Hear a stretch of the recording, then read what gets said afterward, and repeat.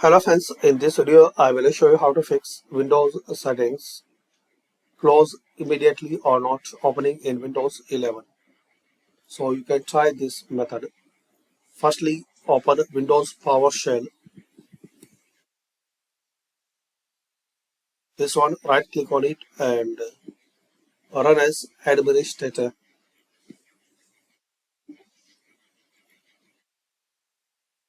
Now type this command line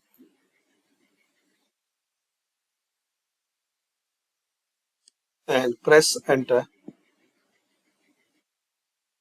and wait for a few seconds. Then exit. Now type here CMD, run as administrator. Now type this command line sfc /scan now, then press enter. So complete this scanning. It will take a couple of minutes. So once this complete, last method you can try. Search your settings, then click on app settings.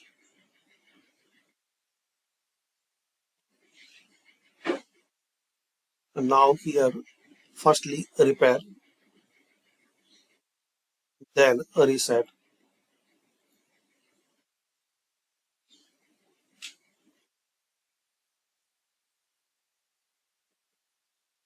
So this is the method, guys. You can try to resolve this problem. Thanks for watching. Comment this method work for you or not.